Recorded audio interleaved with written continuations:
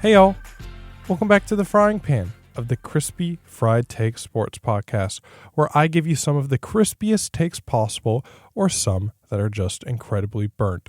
I'm your host Chrispy, and today in the frying pan, I review the first round of the NBA playoffs. I give you a little taste of the Dallas Stars in the playoffs. I talk about the new king and queen of golf. And from burnt to crispy, I rank the Nintendo console Wii games like Wii Sports, Wii Fit, all of that fun stuff. And as always, to close out the show, what happened today in sports history? It's April 23rd, 2024, so let's get sizzling. It's the first round of the NBA playoffs, and if your team is at home, well, guess what? You're in luck, because all home teams are undefeated so far during opening, day weekend of the NBA playoffs, something along the lines of that, And this hasn't happened this is the first time it's happened since 2013. Pretty crazy. Usually there's like one mismatch up or whatever, where the lower seed plays really well against the higher seed, but not this time. And I'll separate it into the West and the East. And so we'll start with the West, and I'll kind of run down how the early first game or two of the playoffs have gone for all these teams. And something that's notable that I found is that NBA teams are actually playing defense, which is crazy because you see in the regular season there was games that would get to like 120, 130, for both teams. And it would just be like, goodness gracious, there's no defense being played at all. Like, you're just letting them score. You're just letting them dunk. If he's a three, you're not going to run up and contest it. Not anymore, because defense is played. And this is very noticeable. And the first game I'm going to cover, the Thunder, the 1-seed Thunder versus the 8-seed Pelicans. And in my bracket from like the last episode, I had the Thunder like in 4 or 5. So, and I think I'm on track for that. But guess what? It played a lot closer than what I was thinking, because the Thunder won 94-92. And that's pretty crazy because CJ McCollum could have won the game for the Pelicans because they have no Zion Williamson. He's hurt. He's out. He's their main star this whole season, and he was especially their best player in the play-in game. And so, the Pelicans could have won because at the last 14 seconds, CJ McCollum decided, you know what? The ball's going to be in my court. It's going to be in my hands.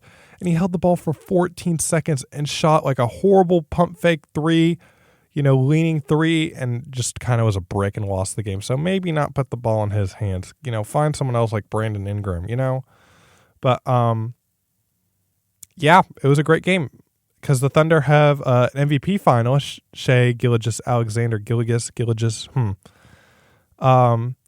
He's a finalist for MVP, and he scored 28 points in that game. He did his job. He always averages like 30, so he did a great job for him. And this is also the first time the Thunder have won a home playoff game since 2019, so that's incredible. They haven't been relevant since, I guess, like 2020, 21, 22, 23, 5 years.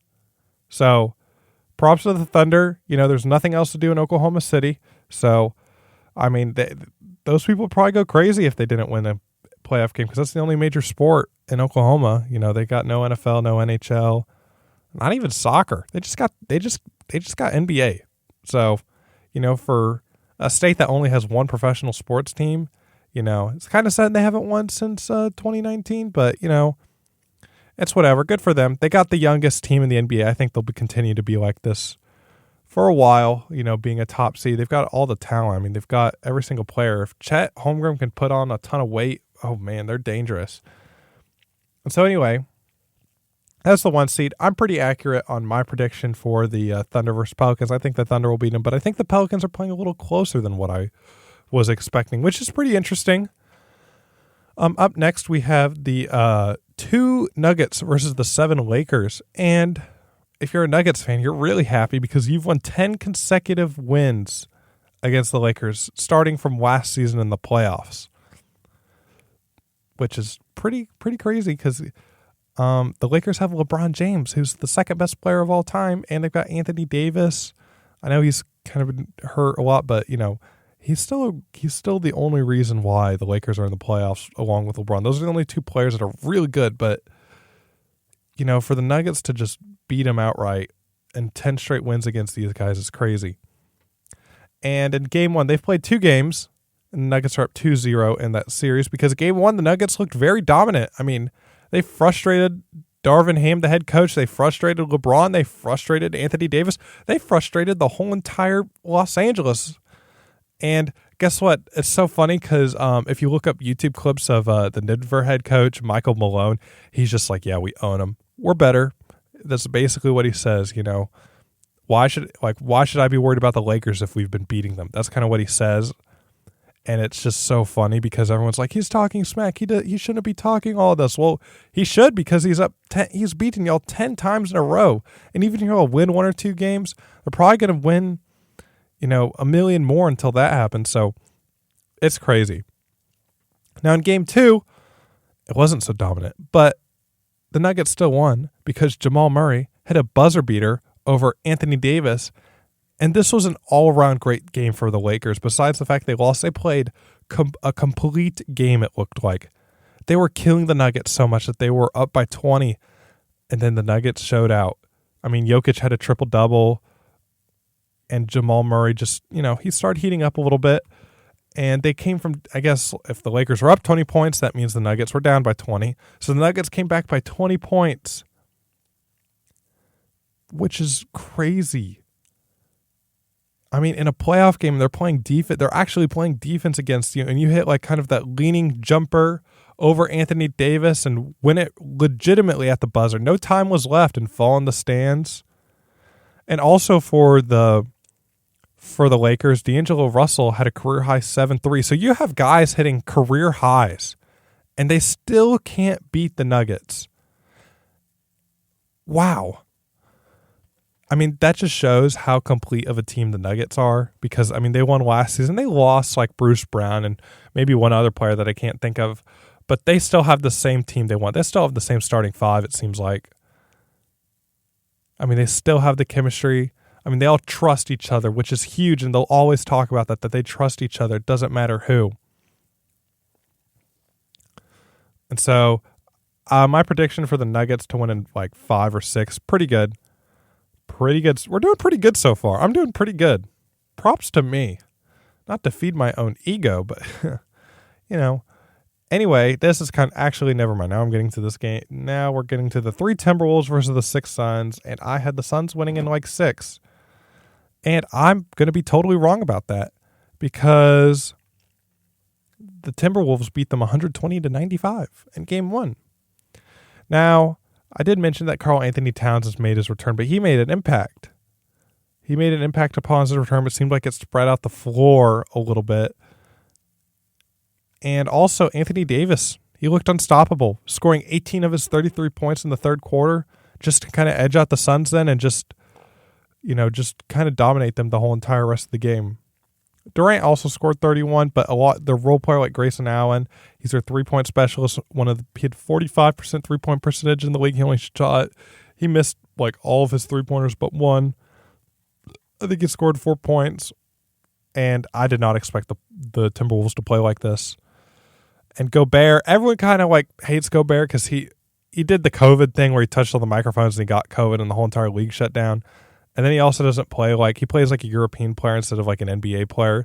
He plays his role, just gets rebounds, put it up, set screens. And, that's kind of not how Americans like to play basketball. They like the ball in their hands. They like crazy shots, and Gobert's kind of the opposite. But he was looking good. He had a double-double in that game. And I don't know, unless the Suns turned it up a notch. I don't think the Suns are going to win this, even though they got Kevin Durant, Devin Booker, Nurkic. I mean, they've got a really good team, and it just seems like the Timberwolves are better, which is surprising because I don't think anybody, even though the Timberwolves are the 3 seed, I don't think they expected the first game to be 120-95. I certainly did not. And then the last game in the Western Conference, the 4 Clippers versus the 5 seed Mavericks. Boy, oh boy, did the Mavs not look good in that game. The Clippers did not even have Kawhi Leonard. They had old James Harden, old Paul George, and Ivica Zubac as their best players. I mean, They didn't have Kawhi. It was just bad. It's like old versus young, and these old guys are kind of hungry because Paul George never won an NBA championship. James Harden never won an NBA championship. Kawhi won it with Toronto, but he'd want some more. Their head coach never. Actually, did Ty Lue win? Did Ty Lue? He was with LeBron. Did he win? Has Ty Lue won? Because I don't know. Because was he with LeBron on the Cavs team? I think he was. Let me look it up. I'm looking it up. He's a he's a 2-time NBA champion as a player, and he was the okay. Yeah, he was on that 2016 Cavs. He was a 2016 Cavs head coach. Okay, so he has won a ring. I thought he was a little bit hungry, but he still wants to win an NBA championship. Everyone wants to. Why am I even saying this like that? Everyone wants to win an NBA championship, but and you're playing against the young Luka, Kyrie. They look good, but play Daniel Gafford. Golly, just play him. Ivica Zubac looked like a monster. He's just another version of Rudy Gobert. And Gobert's good, but Zubac is not that great. He's got, but I can't really say that now because he had a double-double against us, and he just perfected the pick and roll with James Harden. It's just ridiculous that they didn't have Kawhi Leonard and the Mavs still couldn't step it up. Doncic had 33 points and 13 rebounds, and Irving had 31 points, but literally no one else on the team could do anything. And that's where they struggle. That's where the Dallas Mavericks struggle. They need that third player to rise up. Someone, whether it's Daniel Gafford, P.J. Washington, Derek Jones Jr., anybody, just please show up and give us that third option. We need that to win the championship. But if I didn't mention the Clippers won 109-97 and the Mavs were down by 25 points at one point. They clawed back, but it was too late. But I expect the series to go to 7. I still can hold strong. Mavs in 7. But it's going to be a rough Mavs in 7 if that's how it ends up being. But, I think the second game is tonight when I'm filming this episode. Hopefully I'm right when it comes out. But I think the Mavs can even the series 1-1. And we get to play them at home. So that's kind of how the West looks. I think my prediction was actually pretty accurate besides the Suns. So 3 for 4, honestly. So that's pretty good. I like that. I like that pick. I like my picks. And then we move to the East. East is a little bit more easily predictable, I think, than the West. The West has just been crazy this whole season. I think with the East now, with the East being how it is, I think it's easier to predict because there's a big gap between all the teams, it seems like. So we'll start out with the 1, Celtics versus 8 Heat. Jimmy Butler's hurt. He's out. He's gone, and that just makes it way easier for the Celtics because the rest of the Heat team's not their kryptonite, but Jimmy Butler is. And with him out, the Celtics kind of had an easier path. They won 114-94. Jason Tatum had his first ever playoff career triple-double. They just look solid. Got revenge against the Heat. And also in the regular season at home, the Celtics are 38-4. So, they're not going to lose 4 games at home, it seems like. And also the star player in the Heat was Bam Adebayo with 24 points. But, the Heat are a bunch of kind of role player specialists. They're missing Jimmy. I think Celtics in 4. That's just how I see it. I think this is a little bit of an easy game. No game or series is easy, but I think the Celtics definitely have one of the easiest matchups possible. You just when a team has their star player out, it's hard to win. And then next we have the Nova Knicks versus the 76ers, the 2 seed versus the 7. And wow, I nearly forgot. This game was crazy. Game 2. Now, the Knicks are up 2-0, but I recommend, if you never look up a YouTube clip from me, look up this YouTube clip. You got a double, you got a bang, bang from Mike Breen. That's how rare it is. That's how great this game was. Because here's kind of how it happened. The final seconds, you had Dante DiVincenzo. We'll just say Dante. Dante had, 10 seconds left in the game, and he put up a shot, probably 15, honestly. 15 seconds left, put up a shot, absolutely missed. But there was like a million people gunning for a rebound. You had Tyrese Maxey trying to get the rebound. You had Isaiah Hartenstein trying to get a rebound. Jalen Brunson. And the ball just kept on moving all over the place along the court as everyone was trying to get the rebound. So after Dante missed, that ball was moving everywhere for seconds. And then somehow, some way, Dante got the ball after like 10 seconds and shot the ball again and put the Knicks in the lead with a 3 to go up 2-0. And you look at the interviews after that game with Joel Embiid, he's just like, oh my goodness.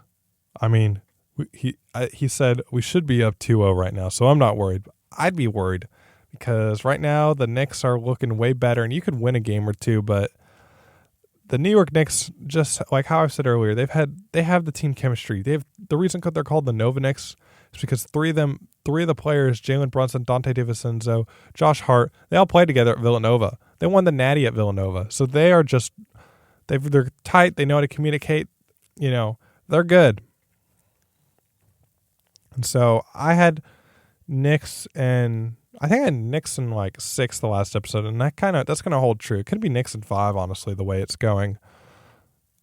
Next we have the Milwaukee Bucks versus the Indiana Pacers, and wow, you know, the Bucks didn't have Giannis Antetokounmpo, so you may think they did bad. No, they did amazing. Damian Lillard had 35 points in the first half of the game to lead the Bucks to a 109-94 victory over the Pacers, and they all shot horrible besides Siakam on the Pacers. Pascal Siakam had a double-double. I mean, I don't think Tyrese Halliburton didn't even get to 10 points. Your point guard didn't even get to 10. That's pretty bad. That's horrific. They shot horrific. I expect this to be more competitive. I mean, Damian Lillard really looks like he wants that ring. But I think I had Pacers winning this series because I heard the Giannis news. I'm like, oh, they can't function without Giannis. I'm wrong. That was bad. And the Pacers, I think, are done for. I think that's a tough loss to take. If the Bucks win again and go up 2-0, they're winning the series. No doubt about it. Because the Pacers just look horrendous. And there's a little bit, they're trying to extra hard. Of course, the playoffs are all trying hard, but the Pacers eliminated the Bucks in the in-season tournament. Did they?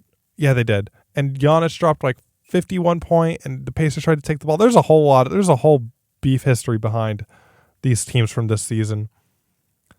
And so they're trying a little extra hard. But I think the Bucks, if they win this next game, they're winning the series. And then next we have the Cavs versus Magic. And the Cavs, they're up 2-0, and the Magic are just too young, in my opinion. I think the Cavs have way more experience with Donovan Mitchell, Jared Allen, and everything than Paolo Banchero, Franz Wagner. They just got way more experience than them. I mean, Donovan dropped 30 in the first game, 26 in the second game. Jared Allen had a double-double. They're better. I think I had the Cavs winning, and I still think that the Cavs are going to win. Where I had Cavs and I think I had Cavs in like 6 or 7. I thought the Magic could win, but honestly, I'm going Cavs in 5 right now. Cavs in 5. That's how I see it. It just didn't look good. They're just young. They're not used to playoff basketball. They don't have the team to make a run. They have a team to win a few games, to win 2 games, but they don't have a team to win a series, in my opinion, versus the Magic. And that's just how I see. That's honestly how I see it. The NBA playoffs are kind of unpredictable. They're predictable but unpredictable. It's not like March Madness where you don't know what's going to happen, but there's always that one player similar to March Madness that steps up on some random team that makes a name for himself, like the Heat did when they had their finals run, because he didn't really know the name of Duncan Robinson, Tyler Hero, and Caleb Martin, but you knew them after that game because they were lights out. And usually there's this one team that has a role player step up, but again, we're only the first 1 to 2 games into the series, so you know, anything's possible, anything's doable, but if the home teams keep winning, then this will just be a favorite. This will be the favorites for the NBA playoffs, which isn't bad because they're the best teams of this whole season. You want the best teams from the regular season to do well in the playoffs, but there's always that one team you kind of want them to upset people. So that'll be interesting. But yeah, overall, and also just the finals, I still have the Nuggets going to the finals. The way they beat the Lakers were hot going into this. They're like 24-10 in their last regular season games. That's how good they were. And the Nuggets are just acting. The Lakers are playing like that never happened against the Nuggets. So I got Nuggets still winning the championship, and I just hope the Mavs can do better. I hope the Mavs can do better. It would be so much fun for the city of Dallas, for my team, for me to be happy if the Mavs can win. But again, that's just my first round takeaways and first round predictions of the NBA playoffs. Now time for some HOCKEY, hockey. And I know I don't cover hockey because I know nothing about it. But I guess I shouldn't say nothing, but I know the Dallas Stars are amazing because I go see their games. And I think, here's a hot take. Here's a take that could get burnt, but it won't. Hockey games are the most fun professional sports atmosphere out of anything. The Dallas Stars do such a good job. I've been to Mavs game. I've been to a Cowboys game. I've been to multiple Rangers Astros games. Hockey has the best atmosphere. As soon as someone scores a goal, the place goes crazy and everyone's talking, and they have got the greatest traditions. You yell Stars during the national anthem. Arguably, hockey's the best thing to go to. And I can only imagine hockey atmosphere is great because we're in the playoffs. Now, granted, the Stars lost their first game to the Vegas Golden Knights. And anyway, I'm going to make a prediction. I'm going to make my horrible playoff bracket with no education, just hunches and guesses and all of that. So this will be fun. But anyway, what I do know is that the Dallas Stars love to lose to the Vegas Golden Knights because we lost them in the playoffs last year, and they just beat us this year. I guess when I went to the game, they beat us. They beat us in overtime, and that was so sad to watch. They've got this guy in the Vegas Golden Knights called Jack Eichel, and he just torches us every single time we play. It's ridiculous. And they're up 1-0. And I'm hoping the Dallas Stars can come back and win this. And honestly, it seems like the Golden Knights are the toughest team we'll play up until like probably the Western Conference Final or the Stanley Cup Final. And so let's just say the Stars win this. Let's say the Stars win this. They beat the Vegas Golden Knights in 7. The next round, we'd play the Winnipeg Jets or the Colorado Avalanche, and we've beaten them both times in the regular season, multiple times. So we can win that playoff series. I believe that we can win that. Now, on the other side of the Western Conference bracket, you got the Vancouver Canucks, the Nashville Predators, the Edmonton Oilers, and the Los Angeles Knights. And here's the deal. If we play the Predators and the Oilers, it's scary hours. It's scary hours in Dallas. If we play the Canucks or the Knights, I think we've got it. I don't know anything about it. I just went to 2 hockey games where we played the Predators or the Oilers, and we lost both those games. Also, if you don't know, every time I go to a Dallas Stars game, they lose. Like, I think the last 4 games or 5 games I've went to that I can remember, we're 0-5 every time I go. The Vegas Golden Knights, we lost to. The Nashville Predators, we lost to. The Edmonton Oilers, we lost to. I went to those games. Did we play? I think I went to a Panthers game too, and we lost that game too. So anyway, every game I go to, we just lose. So I have whatever team, all the teams that are in the playoffs, I just kind of instantly don't like because we seem to lose. But anyway, when I see it on TV, we win. It's miraculous. But anyway, this little rant. The Vegas Golden Knights are probably our toughest test up until the final because they like to beat us. They own us. It's not a good look. Not a good look. It's never a good look to be owned by a Vegas team. Let's be honest. No one wants to be owned by the Raiders. No one wants to be owned by what's going to be the Oakland A's are going to be the Las Vegas A's. No one's going to want that. Is there another team? The Las Vegas? No, there's no NBA team. No, there's not. No one wants to be owned by a Vegas team. That's horrible. And right now the Stars are, so we got to pick it up. Come on, Jamie Benn. You're the captain. Come on, Ottinger. Block some goals. Come on. We got to do something. And then the next round we played the Winnipeg Jets or the Avalanche, and we should beat them. I believe we've beaten them most times in the regular season, or we just have the regular season's lead against them. And so I think we can beat that. We can win in round 2. Now the Western Conference Final, the Predators, the Oilers. The Oilers have Connor Bedard, and he's scary because he's really good at hockey. He's really, really good. He's probably some people compare him to Wayne Gretzky a little bit because he's just that good. He had 5 assists in the last, in his first game. He had 5 assists, he didn't even score, and they killed the Knights. Anyway, You got the Predators. The Predators, I think the Predators versus Stars will be a hard-fought matchup in the Western Conference Final. That would be an even Western Conference Final. I think we'd slightly edge out the Predators over the Oilers in whatever matchup that I can think of in my head. But the Oilers are the scariest team we could face in the Western Conference Final. But if I had to pick, I got Predators over Canucks, Oilers over Knights. If anything else happens in that region, I'll be pleasantly surprised.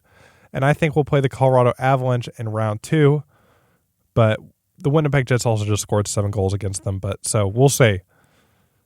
And if we were to go to in the Western Conference Final, we'll just say the Stars win because it's no fun to make a bracket where your favorite team loses. We'll go to the Stanley Cup Final. Teams I'd love to see in the Eastern Conference make it to the Stanley Cup Final. If they didn't have to play the Stars, I'd probably want them to win, would be the Florida Panthers. You know, everyone kind of likes to hate on Florida because they're Florida and the National Hockey Association. You don't pair the two. They were good last year. They were an enjoyable team. You know, I'm not really, and they play the Lightning in the first round, and I'm not really a Lightning fan because they were kind of dominant in the late 2010s. So I don't really want them. They're still dominant. Obviously, you don't want the Boston Bruins to win. You know, they've won it all a lot. You don't want the Toronto Maple Leafs to win because they're in Canada. No American should root for the Canadian team. You know, you got the New York Rangers, and they're kind of enjoyable. You know, I kind of enjoyed them. The Washington Capitals would be cool, too, because they just snuck in the playoffs from what I remember. They just snuck in. They were bad, and then they just got good and snuck in as the kind of like one of the last spots. And the Carolina Hurricanes over the New York Islanders. That'd be kind of funny because New York loves hockey, and it would be cool. It'd be kind of funny if the hockey teams all lost up there. But anyway, if I had to pick a Stanley Cup final, if I had to pick a guess from the Eastern Conference all the way to make it to the final, the two obvious pick would be the Boston Bruins or the New York Rangers, and my sneaky pick would be the Florida Panthers. So that's how I don't know if that's even a sneaky pick. They're all the top teams in that conference. But anyway, if the Stars can make it to the finals, who's the best matchup they would play in the East? And in my honest opinion, I don't know. We'll see. I just hope they can make it. I hope they can win the final. I hope they can win it. They're the one seed team. They're like I've heard it on ESPN that they're actually America's team because everyone likes rooting for the Southern hockey teams because they're not really known. Like everyone liked rooting for the Arizona Coyotes when they existed because now they're getting moved to Utah, which is a horrible decision. It's a horrible decision to move any professional sports team because it doesn't reflect the people in that town. It reflects the ownership because it's your job to make the people want to go to the game, to give an enjoyable product. And you're just going to move them because there's no revenue. It's just sad. If you don't know, the Arizona Coyotes are getting moved to Utah because they didn't want to build they tore down their old stadium. They're going to build a new one, but they didn't want to build a new one in Arizona. They're going to build one in Utah. Horrible. You know, garbage. Anyway, everyone likes rooting for the Southern team, so that's why I like the Florida Panthers, the Dallas Stars, because all the rest of the teams are up, at least, you know, they're up north. They're the northern half of the United States. You know, the furthest south you get from then is like Carolina or Nashville. So, you know, that's just how I see. That's kind of how I see the NHL playoffs. I'd love the Stars to win. Who's my favorite Stars player? Jamie Benn. And you want to know why? Is because he is the captain on his jersey, and I bought that jersey because it looked cool. So he's my favorite player. Also, Ottinger is a cool name for the hockey, for the goalie. He's the goalie. His name, Jake Ottinger. That's a pretty good name. But anyway, those are my predictions for the Stanley Cup Final. I'd love for the Stars to win it all.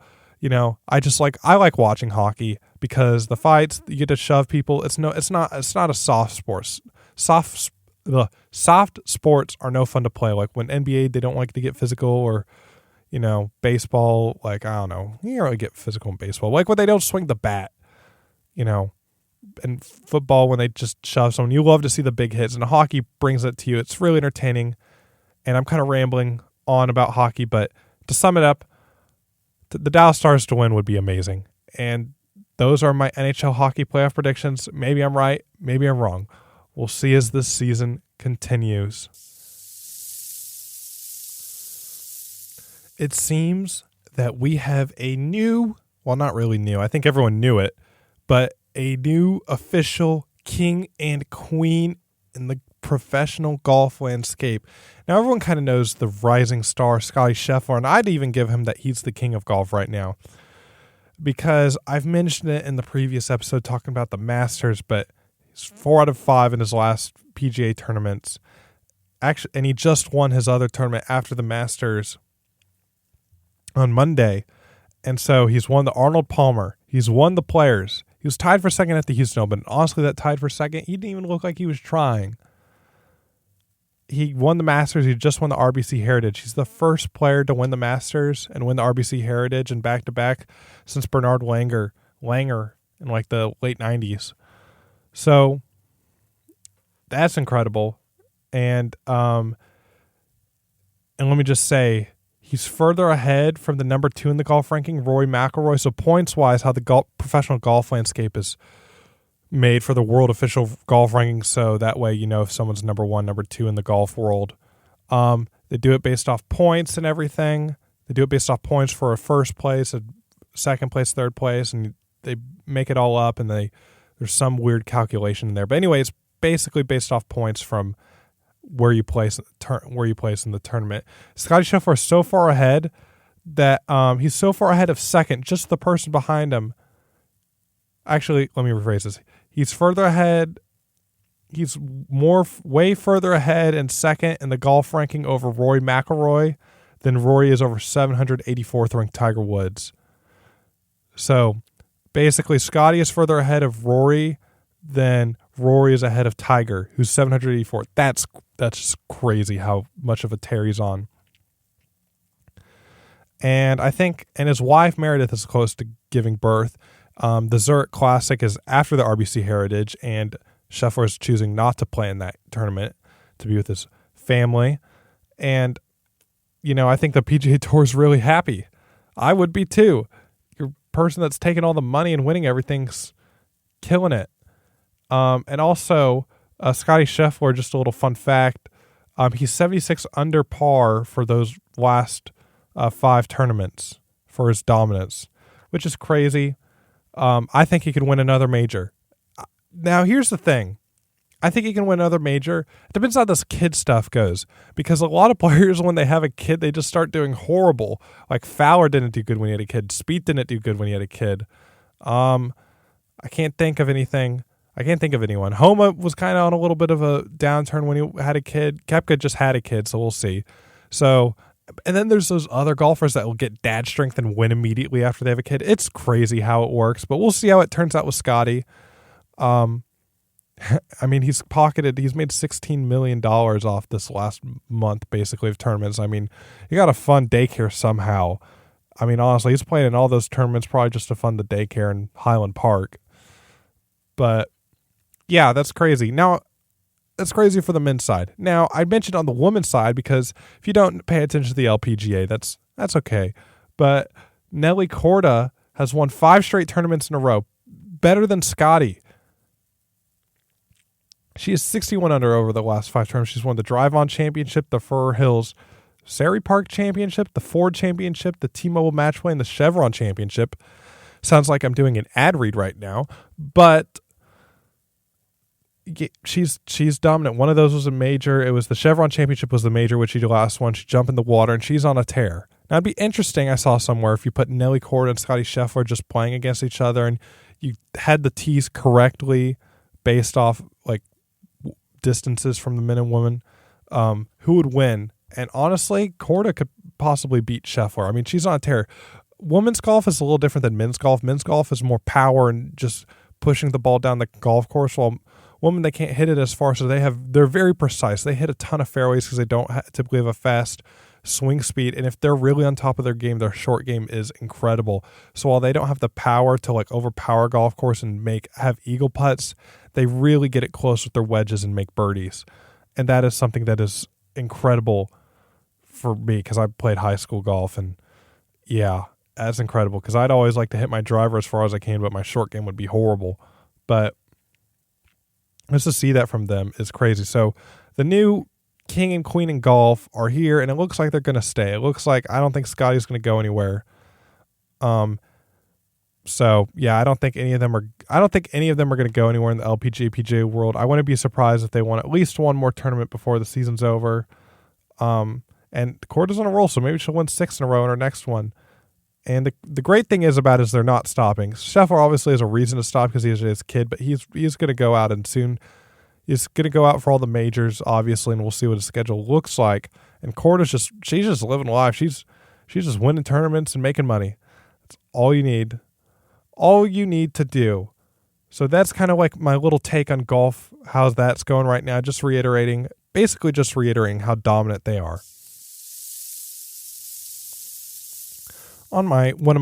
Actually, I guess the only other segment, but my favorite segment is on Burnt to Chrispy. Today we will be having the Wii Sports kind of like franchise games will be ranking from the Wii console. So we'll have Wii Sports, Wii Sports Resort, Wii Fit, Wii Play, and Wii Party. We're going to be ranking those games.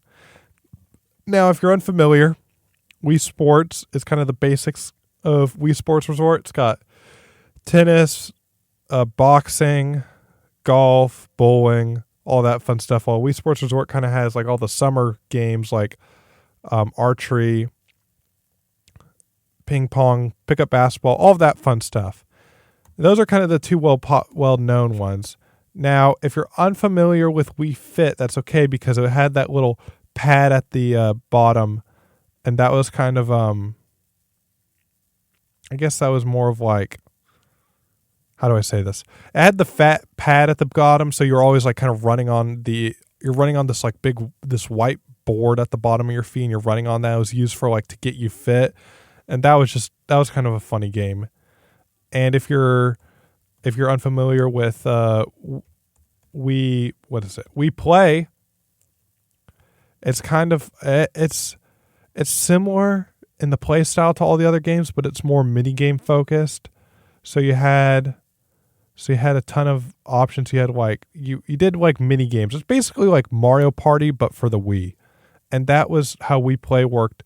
And Wii Party and Wii Play are basically the same thing. I feel like one's slightly better than the other, and I'll tell you that in a bit. But Wii Party is just another mini game focused game mode. And if you don't know any of these games I'm talking about, or you don't think I'm doing a great job explaining, because it's kind of hard to explain some of these games if you don't know them, I'd encourage you to look them up. And you should look up some of the funny clips on YouTube over them, because they're pretty hilarious. Anyway, from Burnt, and honestly, none of these games are bad. I know I'll say Burnt, but none of these games are horrible. Burnt, we're gonna have it's either Wii Party or Wii Play. I like them both, but I didn't really grow up playing them as much because the other games I felt like were a little better. And I'm gonna go with Wii Play as Burnt. Wii Play isn't bad. They've got like the skydiving game that you can play. They got a ton of stuff that you can play and everything, but Wii Party just has more. It's kind of like a basic how Wii Play works. Wii Play is kind of like a basic game compared to Wii Party. And the thing is, Wii Play is good, but Wii Party just makes it so much better. So we're going to lead off into the next one. So Wii Play is Burnt. Wii Party is... Actually, no. Wii Party is not going to be fourth. Wii Fit is going to go fourth. Now, Wii Fit's kind of funny because you're supposed to be like jumping up and down on this pad, like working out basically on the board, but you're playing a Wii game, and it's pretty fun for a workout.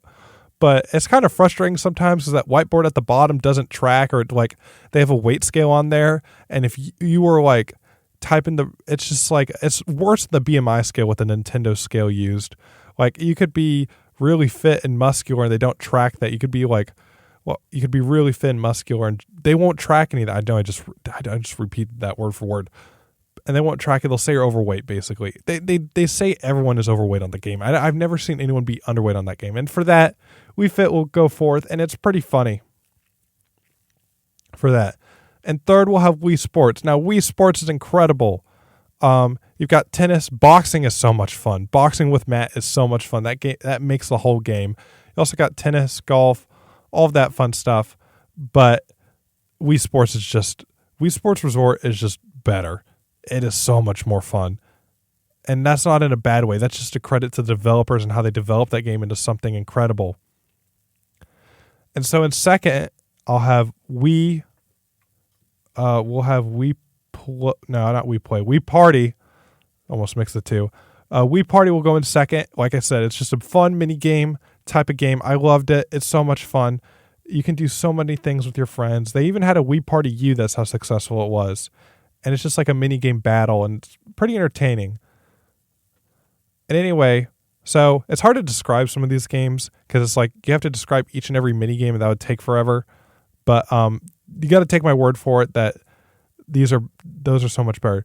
They're charging $82.95 for a Wii Sports Resort game on Amazon. That's how good. That's how you know it's good, because they're charging. There's on used Walmart. They're charging $150 for a Wii Party U game, and a Wii Sports Resort game they're charging $82. That's how you know these games are good. If you see the games resell and they're under $10, you know it's okay. It wasn't popular. But if you see some of these older games like I'm seeing right now online, and they're over like $20, that's how you know how the game is good. It's still a good game on an older console. And with that, it leads into Wii Sports Resort. Number one, they've got like dog fighting with the airplanes. They got table tennis. They got the basketball. It is so much fun. I played that for hours growing up. Probably made me what I am today. But that game is incredible. I have Switch Sports on my Switch. It's okay compared to the Wii Sports Resort. Wii Sports Resort was the perfect game created. The only critique I have of Wii Sports Resort, if you could explore the island and you had mini games you could do throughout the island versus just the sports you could do, it would be incredible. Also, if you could just explore the island in an airplane, and there's no time limit, that'd be great. But overall, that game is so much fun. There's so many hidden details. There's so many things you can do. It takes you forever. You can play with friends. It's the best game by far. That's not just the other games. It's just that this game was so well put together. So to finalize it, and Burnt, I have, I have Wii Play and Burnt. And fourth, I guess that's fifth. And fourth, Wii Fit. And 3, Wii Sports. And 2, Wii Party. And number 1, Wii Sports Resort. So that's my take on the Wii, the Wii Sports kind of franchise games on the Wii. I kind of just said that twice. Anyway, we're going to move on into today in sports history.